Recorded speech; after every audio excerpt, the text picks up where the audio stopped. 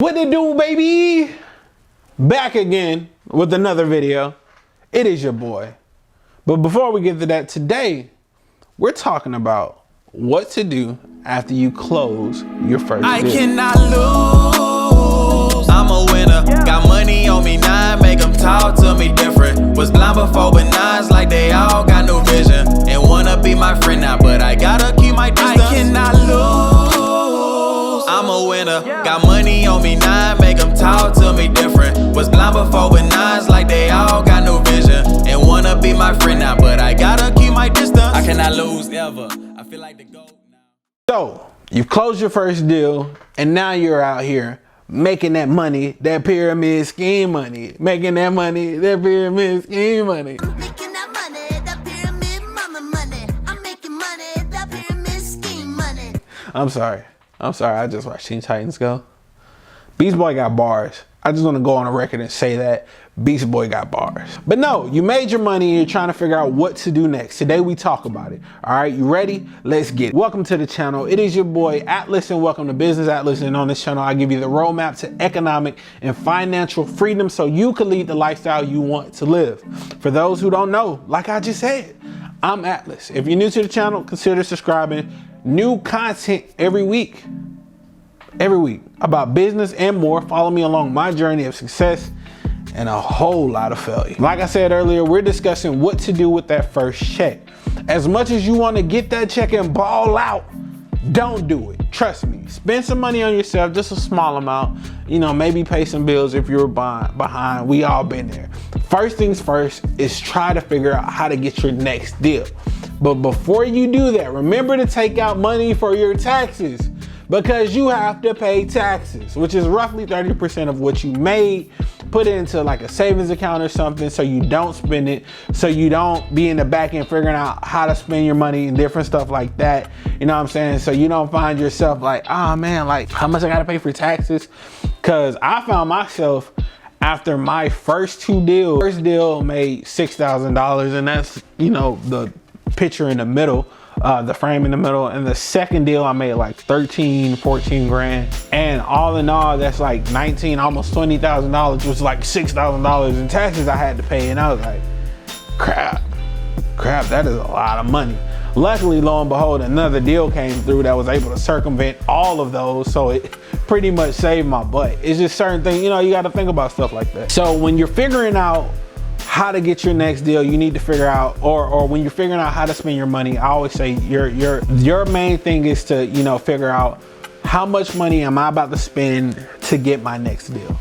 And to figure out how much money you're going to spend to get your next deal, you need to figure out what method of marketing you need to do, right? So I would suggest you market to get your next deal, because an inbound lead is so much better than an outbound lead or a lead you found driving for dollars or something like that. Reason being, because they're coming to you, they seen the signs, they seen, you know, that, hey, that you buy houses, they understand what they might be getting into, so they're looking for a way. They came to you and they're desperate and they're a motivated seller.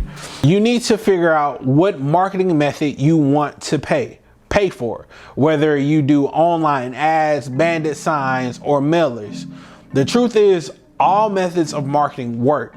It's all about the volume of leads and the volume of marketing you hit and put out there. In my business, I do ads. I do bandit signs as well, but ads have worked for me better, because in this business, the way you know if you're successful or not is pretty much keeping up with how you're doing, keeping up with your numbers, keeping up with what everything is looking like, right? So you're what I would say, these are your KPIs, your key performance indices, or your key performance indexes, however you want to go with it. But it basically shows you what in your business is doing and performing the best, what you putting money in. So in my business, I know that I had put over $1,000 in bandit signs, and I got 4 leads that weren't too great. But I put, you know, I put about $1,000 or maybe even $2,000 in ads, and I got 8 leads that were all pretty much good leads, but they all required, you know, I ended up locking up 2 contracts off of it. but it was just because of how it was. I was pretty much fighting for these leads, so it was a little bit of work.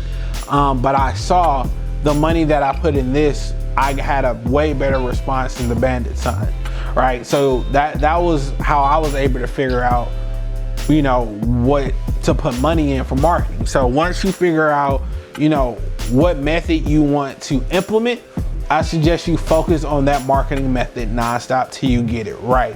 Don't blow your money all on marketing, you know, don't blow it all on marketing either. Take roughly 20% and put toward the marketing of your business, right? Because you don't want to have, like, because I'm gonna tell you, on my second deal, I spent majority on my money on marketing and a few on bills, and I don't even think I spent that much on myself.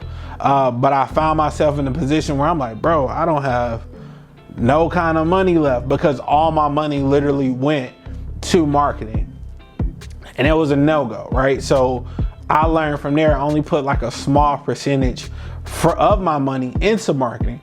And what I mean by go 100% or go all in on one form of marketing, I was so like, hey, let's do all these different forms of marketing methods to see which one worked. We did car signs, which was a dud. We got one deal off of it, so I won't say it was a dud. And we didn't have the car signs in the best place, and we didn't have enough car signs, right? That was one thing. So that's my thing, basically. So the thing is, you don't want to be like me where you spent pretty much all of your money on that second deal going towards marketing, trying to get that second deal or your third deal, whatever may have you.